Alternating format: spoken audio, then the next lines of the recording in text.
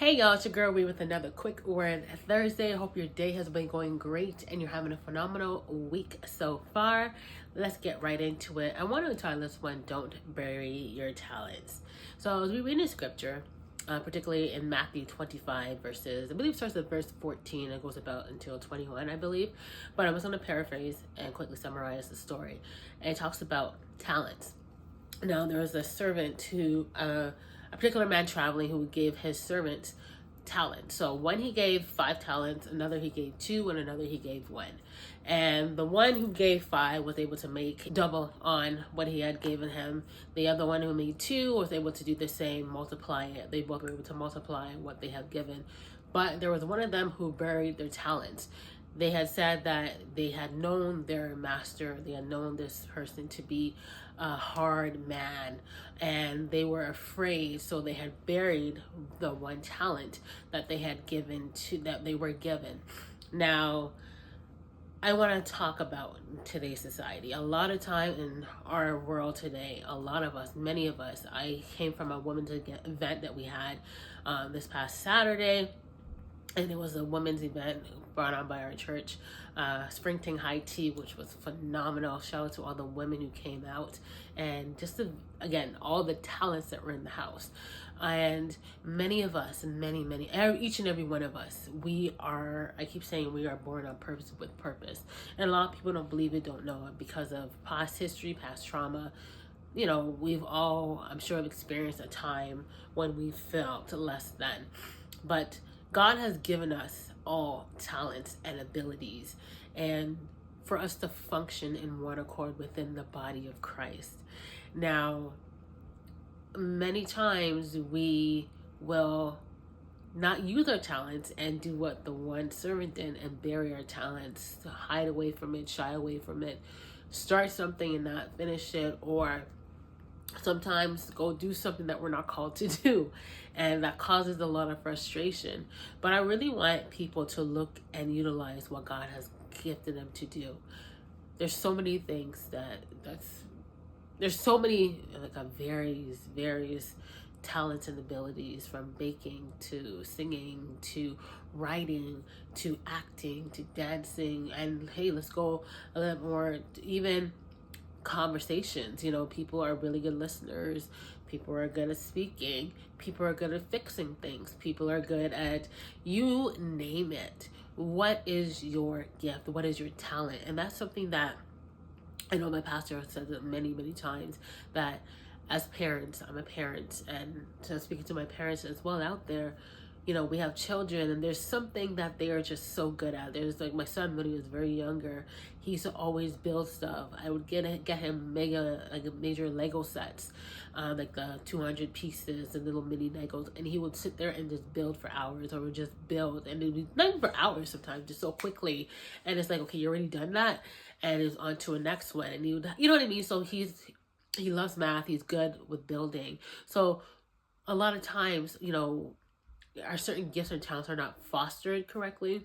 Parents don't know, but those that are aware, we should be watching, and I'm speaking to the parents right now, you know, having an idea of what gifts or talents or abilities our children have, and nurture those giftings and talents, so that when they get older, it's not a whole bunch of confusion of what they should get into. And I know in schools, I've had, I don't know how many of y'all could relate, I've sat with guidance counselors, and I remember in high school, I wanted to go to university at that time.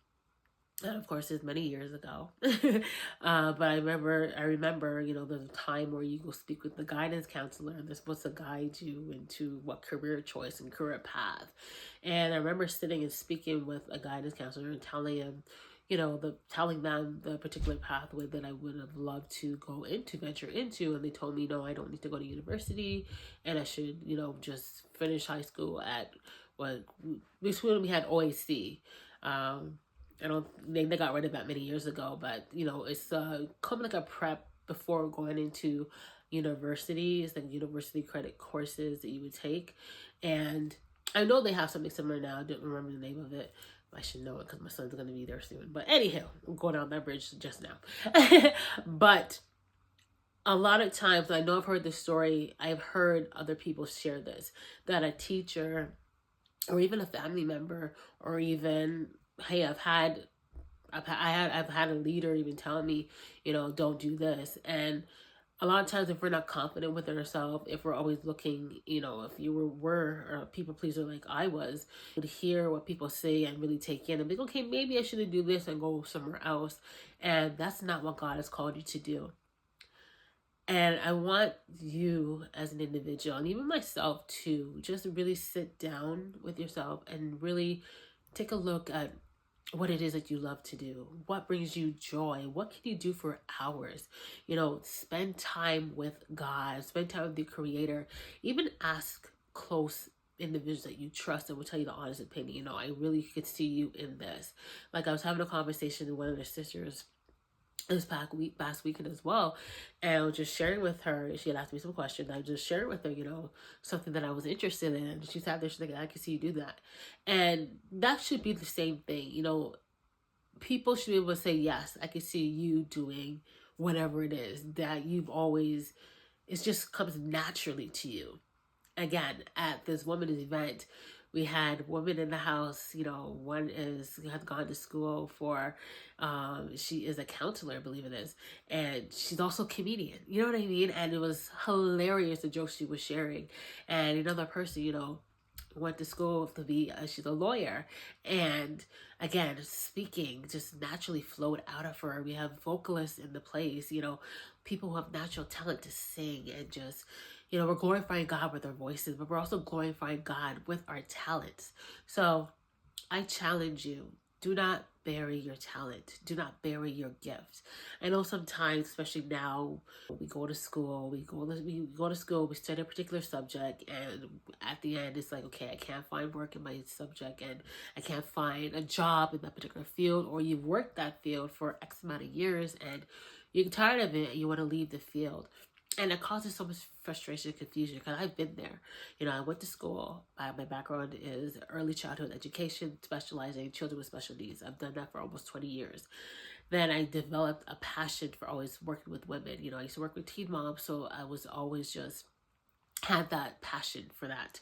And it wasn't really stirred up even more until I had to facilitate a program working with women individually, more close-knit, just to help women with substance use and abuse. And that really sparked me more to just love working with women and encouraging women. That's something that I just find comforting, wanting to see people win, wanting to sit with people who people neglect or who are forgotten about, or not even forgotten about, just, sometimes people get tired of people. Let's just be real. Because, dealing with people is a lot. So I was the type of person I just like sitting with people and seeing the fullness of, whatever it is, and I would love to see that come out and just see them flourish or whatever. So again, going back to that project, that program that I was facilitating, they lost funding, the city, how it is. And I went back to school for social work, and I went back to school, and I was also working and within the field, and I realized, okay, I'm done with, that was just a part of my life. I don't have the gift, I have the skill that I still use, because I have lunch in the cup around me still, that I'm able to nurture and to love on. But I know God has another spot for me. There's other work for me to do. And I just say that to say, there's going to be so many things that's implanted in us, so many giftings and abilities and talents. And sometimes we don't see it for ourselves. You know what I mean? A lot of times we won't see it within ourselves that, hey, you're a good speaker, or hey, you're good at dancing, hey, you're good at baking, you're good at greeting, you're good at whatever. There's so many various things that people are so talented. Some people are really good at organizing. Some people are good at, I have a friend that she's so good at structuring detail and the infinite detail of stuff. And it's like, girl, I need you whenever I start doing, whenever God needs me to expand more, I'm going to use your skills, because I need you to help me, be on track and get things in order. Like, that's just what she does. And it's just fabulous. One of the things that she does, and I just want to encourage you. Do not bury your talent. There's so much gifting, talents, and abilities. And I think that was what I was trying to say before is, we don't see things within ourselves, and sometimes it takes someone else to be like, hey, you're good at this. I'm going to push you in this area. And a lot of times we are afraid as you know what to do whatever it is. But I believe sometimes we have to just be told, hey, you're gonna do this, and just do it. A lot of times just say do things afraid, but do it afraid in the sense knowing that it's not in your ability, but it's in the God ability that has you to complete whatever it is that you're doing. I remember before I used to be shaken. I used to have like stomach problems before I would go and speak or do something. Now I get a little bit of the jitters, but now it's like, okay, I'm trusting in you, God. You fill my mouth. I'm trusting in you to help me, to guide me, to lead me, to show me what to do. And a lot of time I'm talking in the Christian perspective, but there's also too just everyday life. You know what I mean? A lot of times we are afraid to step out of our own comfort zone.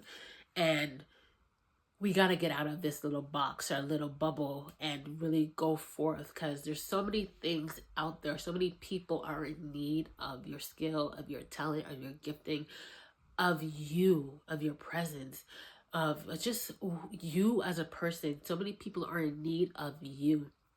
And you hiding back, and you shrinking back, you thinking you're not good enough, you're thinking, what would they think if I'm in this place and I'm the only person of color, or I'm the only female, I'm the only male in this particular, whatever it is, you are so in need, in whatever space it is, and you do belong in those spaces and places. So sit down, think about, pray about it.